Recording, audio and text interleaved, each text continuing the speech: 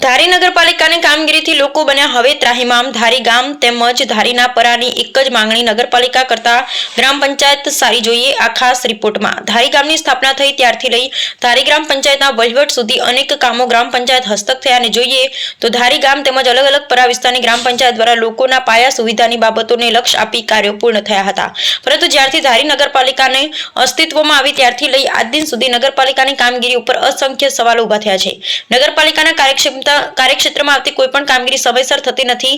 પૂરતા પ્રમાણમાં man power કે નથી પૂરતા પ્રમાણમાં જરૂરિયાત પ્રમાણેના સાધનો।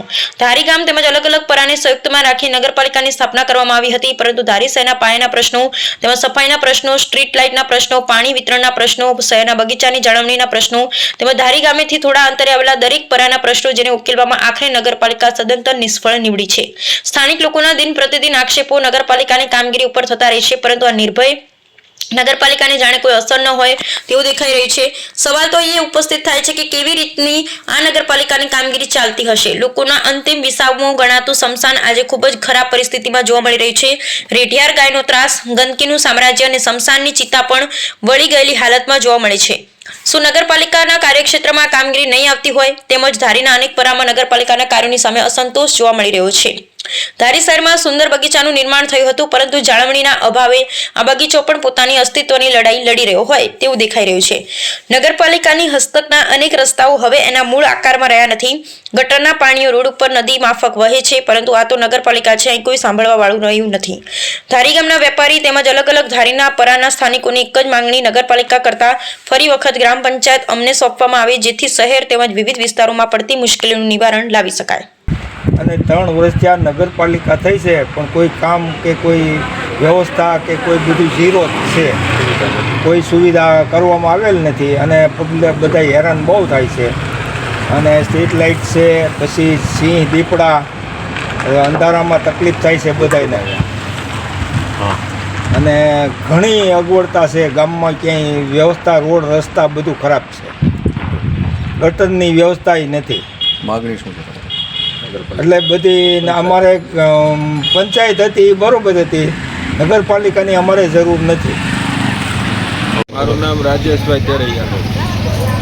અમે પાણી માટેની મૌખિકમાં 1-2 વાર રજૂઆત કરેલી છે, પણ હજી સુધીમાં કોઈ સ્ટેશન પ્લોટ વિસ્તારમાં ગટરનું પાણી ભળી ગયેલ છે અને હજી સુધીમાં એનો નિકાલ થયેલ નથી। જો વધારે સમય લાગશે તો અમે બધા ગાંધી ચિંધ્યા માર્ગે આંદોલન કરવાનો વિચાર કરી રહ્યા છીએ।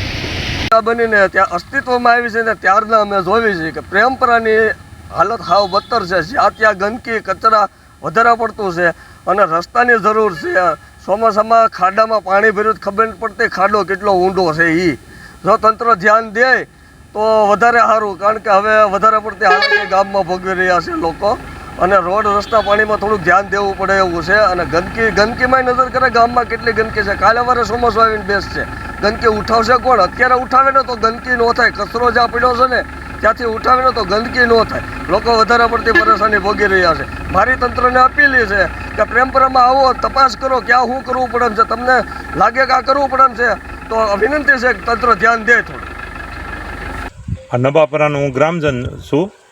અત્યારે અમારા ગામમાં લગભગ 2 થી 3 વર્ષ પહેલાં હાવ નવો બનેલો રોડ, ધારીથી સિવડ રોડ, અત્યારે બહુ ખરાબ હાલતમાં છે। તો અમારી માગણી એવી છે કે અત્યારે તાત્કાલિક એની માથે નવો રોડ મંજૂર થાય અને નવો કરી દે, તો જેને કારણે જે અકસ્માત અવારનવાર થાય છે અને જે લોકો પડી અને જેને દવાખાને દાખલ કરવો પડે છે, તો એ બધું બંધ થાય। અત્યારે રોડ હાવ એકદમ બિસ્માર હાલતમાં છે, તો ઝડપથી આ રોડ નવો બને એવી અમારી ગામ લોકોની માગણી છે। ખરાબ રોડ બાબતમાં તમે રજૂઆત ક્યાંય કરેલી છે કે? અમે આની રજૂઆત અમે માર્ગ અને મકાન વિભાગમાં પણ કરેલી છે અને ધારાસભ્યશ્રીને પણ અમે રજૂઆત કરી છે। અમે પ્રાંત સાહેબને પણ આ બાબતમાં વાત કરી અને એને પણ લખીને આપેલું છે। એટલે હવે અમે તો એવી માગણી કરી કે ઝડપથી આ રેડી થાય તો આમાં કોઈ અકસ્માતનો ભય જાય અને કોઈ લોકો જાનહાનિ થતી અટકે। અમારો એક જ એ જ ઉદ્દેશ છે, અમારો બીજો કોઈ ઉદ્દેશ છે નહીં આમાં।